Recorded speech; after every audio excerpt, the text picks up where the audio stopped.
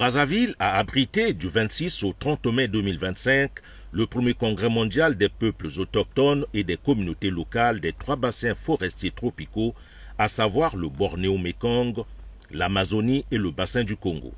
Un congrès qui a eu pour objectif d'élaborer et d'adopter un plan reprenant les principales préoccupations des peuples autochtones et des communautés locales des bassins forestiers mondiaux, incluant des actions visant à soutenir et à garantir leurs droits et à renforcer leurs moyens de subsistance afin de préserver durablement les forêts tropicales, de souligner la pertinence et le lien entre tous les écosystèmes et de le soumettre aux instances dirigeantes et de gouvernance de la coalition des États des bassins forestiers mondiaux. La tenue de ce premier congrès dans la capitale congolaise est une marque de reconnaissance et un honneur fait au président Denis Sassou Nguesso qui a montré la voie de la conservation et de la préservation de la biodiversité pour la survie de l'humanité, mais aussi montrer la voie pour la défense des droits des peuples autochtones. Ce leadership du chef de l'État congolais Denis Sassou Nguesso est reconnu et salué par la communauté internationale. Les congressistes ont produit une déclaration de position commune des peuples autochtones et des communautés locales des bassins forestiers mondiaux, dite Déclaration de Brazzaville, afin de renforcer la campagne de mobilisation sur le type d'engagement financier climatique souhaité en faveur des territoires des peuples autochtones et des communautés locales, qui sera lancée lors de la conférence sur les changements climatiques COP30 à Belém au Brésil en novembre prochain.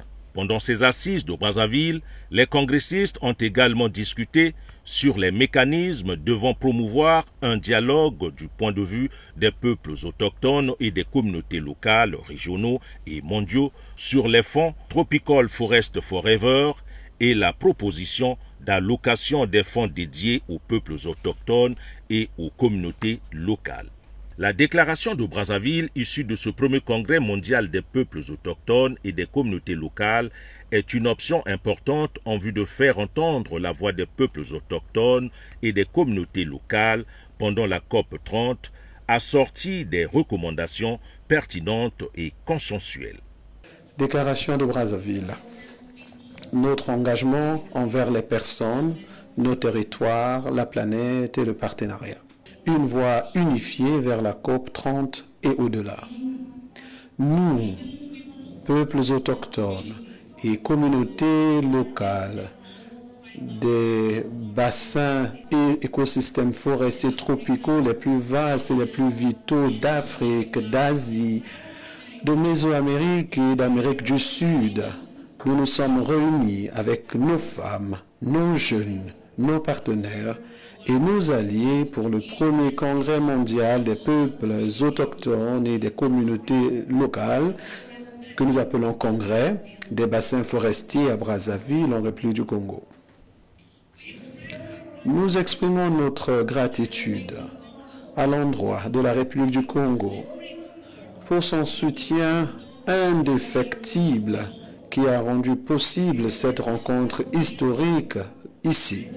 Nous exprimons nos remerciements au président de la République du Congo, son Excellence Denis Sassou Nguesso, pour son leadership et son hospitalité. Nous remercions Madame Rosalie Matondo, ministre de l'économie forestière, de continuer jusqu'à aujourd'hui à nous appuyer. Et le ministre de la Justice et des Droits humains pour leur aide généreuse et leur engagement à accueillir cette rencontre cruciale. Nous remercions la République du Congo pour sa reconnaissance des peuples autochtones dans les cadres nationaux. Depuis des siècles, nous prenons soin des écosystèmes les plus vitaux de la Terre et les préservons. Nous protégeons les forêts, les rivières, les prairies, les mangroves, les océans et tous les écosystèmes. Nos modes de vie sont en harmonie avec la nature. Aujourd'hui, la science confirme ce que notre peuple a toujours su. Nous sommes les gardiens les plus efficaces de la biodiversité et des systèmes naturels qui régulent notre climat.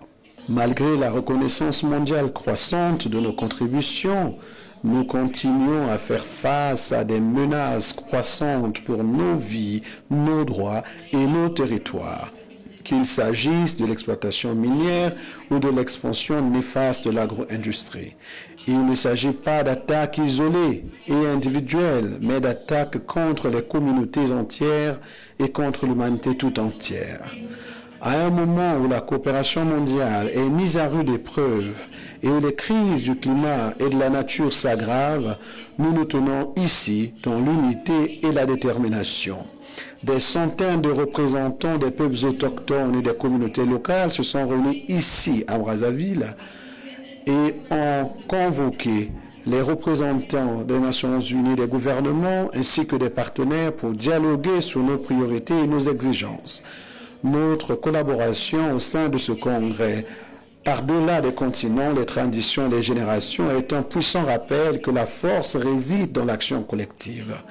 Nous sommes prêts à continuer à tirer parti de la profondeur de nos systèmes de connaissances traditionnelles, de notre esprit de coopération, pour tracer une voie commune vers un avenir juste, vivable et équitable. À l'approche de la COP30 et au-delà, nous proposons une vision commune pour un avenir en harmonie avec la nature. Une vision où nos contributions sont reconnues, nos droits défendus et notre leadership adopté. Lors de la COP30, nous appelons à un héritage concret en matière de reconnaissance de terres, de protection des terres et des droits fonciers. Nous croyons qu'en travaillant ensemble dans le respect et le partenariat, le monde peut surmonter les défis auxquels nous sommes confrontés et régénérer notre planète. La réponse, c'est nous. Un autre résultat attendu de ce congrès a été l'élaboration et la validation d'un plan regroupant les préoccupations, les priorités et les actions afin que les peuples autochtones et les communautés locales renforcent leur rôle dans la gestion durable des forêts, des bassins forestiers mondiaux en tant que partie intégrante de l'action mondiale pour la biodiversité et le climat. Joseph Itongwa, coordonnateur du réseau des peuples autochtones d'Afrique centrale, a salué l'organisation à Brazzaville de ce premier congrès mondial des peuples autochtones et des communautés locales des 3 bassins forestiers tropicaux. C'est pour nous un honneur d'arriver à la fin de ce congrès qui nous a pris 3 jours et qui a abouti à une déclaration avec des points importants. La déclaration est un document d'engagement, c'est un document de plaidoyer, c'est un document qui cimente la coalition pour une voix unique, diversifiée par les peuples autochtones, mais nous avons une seule voix pour aller vers la COP30 et au-delà, ce n'est pas seulement la COP30. Je profite de ce temps pour remercier notre gouvernement, le gouvernement de la République du Congo, les chefs de l'État, pour son leadership. Je laisse la primaire à la marraine de livrer la bonne nouvelle qui est enfermée et qui nous a accompagnés cet après-midi. Je crois qu'on va veiller jusqu'au matin avec de très bonnes nouvelles que nous avons amenées de la présidence du pays. De très bonnes nouvelles parce que c'est vraiment historique. Et je suis sûr que c'est une bénédiction vraiment des ancêtres avec un congrès qui se termine par une vision extraordinaire. Clôturant les travaux de ce premier congrès des peuples autochtones et des communautés locales des bassins forestiers tropicaux, la ministre de l'économie forestière, Rosalie Matondo, a simplement remercié tous les partenaires financiers qui ont facilité la tenue de ces assises. En citant Jean-François Obembe qui disait que « tout commence et finit, l'important ce n'est pas la durée d'un phénomène, mais les traces qu'il laisse ». Rosalie Matondo pense que ce premier congrès pose les bases solides de collaboration entre les différentes délégations des peuples autochtones et des communautés locales avec les partenaires financiers, voire les représentants des gouvernements pour baliser ensemble le chemin vers la COP30. Permettez-moi, avant tout propos, de remercier et rendre hommage au réseau de peuples autochtones d'Afrique centrale, à l'Alliance mondiale de peuples autochtones et communautés locales et à d'autres organisations de peuples autochtones et communautés locales des autres régions du monde présentes à ces assises qui ont eu cette noble initiative d'organiser ce premier congrès de peuples autochtones et communautés locales ici à Brazzaville, Brazzaville, capitale de la République du Congo. Mes remerciements les plus chaleureux vont à l'endroit des partenaires techniques et financiers qui ont facilité la tenue de cet événement majeur, regroupant la quasi-totalité des sensibilités autochtones de la planète. Cela honore la République du Congo, surtout son président, qui nous a reçus et qui nous a dit, j'ai cité son Excellence M. Denis Sassou Nguesso, président de la République, chef de l'État, qui nous a montré la voie avec les sommets des 3 bassins forestiers, tant pour la conservation de la biodiversité que pour la défense des droits de peuples autochtones. Nous pouvons lui dire merci.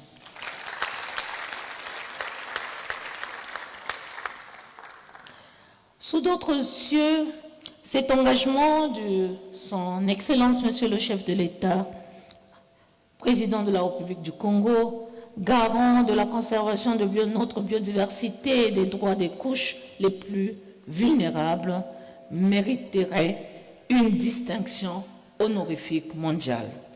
Ce premier congrès, qui a épilogué sur les défis majeurs auxquels font face les peuples autochtones et communautés locales, a certes vécu. Cependant, il a permis d'identifier les goulots d'étranglement et projeter les bases d'un avenir promoteur d'espoir. Les thématiques développées par les différents panélistes ont tourné autour des idéaux et des défis portant principalement sur la reconnaissance des institutions traditionnelles autochtones par les États, la sécurisation des droits fonciers coutumiers des peuples autochtones, donc la tenure foncière, les financements directs, inclusifs et équilibrés au profit des populations autochtones et communautés locales, la prise en compte de leurs besoins spécifiques dans les politiques de développement des États et de conservation de la biodiversité, l'implication effective des femmes et des jeunes, le renforcement des capacités humaines et institutionnelles en matière de gouvernance et de gestion financière, la généralisation et la stricte observation de la consultation des populations autochtones et communautés locales à travers le recours de consentement libre, préalable et éclairé. Pour y parvenir, l'implication incontournable des États est sollicitée afin de traduire ces idéaux et défis en actes concrets, consensuels, traduisant la volonté et l'adhésion de tous de changer effectivement ce paradigme pour que demain ne soit et ne demeure comme aujourd'hui. Par conséquent, il revient à nous tous, ici réunis, à l'occasion de ce premier congrès, d'en présenter les conclusions à vos États respectifs, car personne d'autre ne pourrait le faire mieux que vous-même. Mesdames et messieurs, dans environ 6 mois, la conférence des parties sur le climat, la COP30, aura lieu à Belém, au Brésil. La déclaration de Brazzaville découlant des présentes assises, laquelle en constitue les traces par excellence, est une option importante prise par les peuples autochtones et communautés locales des bassins forestiers du monde, en vue de faire entendre leur voix commune pendant la COP30, avec des recommandations pertinentes et consensuelles. Maintenant, mesdames et messieurs, comme le souhaitaient les leaders globaux des peuples autochtones et communautés locales, je voudrais vous partager les instructions données par son Excellence, M.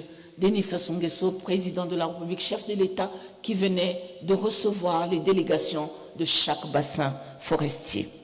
les instructions de notre champion en matière de ce congrès et à l'issue de la déclaration de Brazzaville, Son Excellence, Monsieur le Président de la République, nous demande de porter tous les résolutions contenues dans cette déclaration auprès de nos États.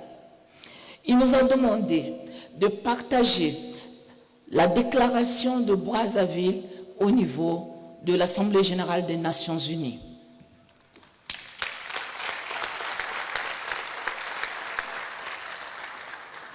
Ensuite, il nous a demandé que la déclaration de Brazzaville soit portée par tous les pays des bassins forestiers du monde à la COP30 à Belém.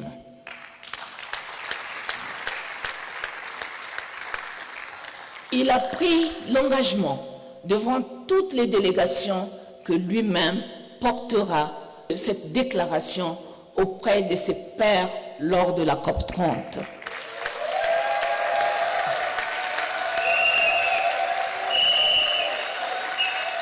Au terme de ce premier congrès, les participants encore présents à Brazzaville ont procédé ce samedi 31 mai au planting à la corniche sud de Brazzaville pour adhérer à la décennie mondiale d'afforestation et de reboisement, une idée et une initiative du chef de l'État congolais Denis Sassou Nguesso qui a réussi à faire voter à l'Assemblée générale des Nations unies une résolution en vue de l'établissement d'une décennie mondiale du reboisement et de l'afforestation adoptée à l'unanimité. Une grande victoire pour le monde au moment où les questions de changement climatique préoccupent l'humanité tout entière. Une grande victoire pour le monde au moment où les questions de changement climatique préoccupent l'humanité tout entière.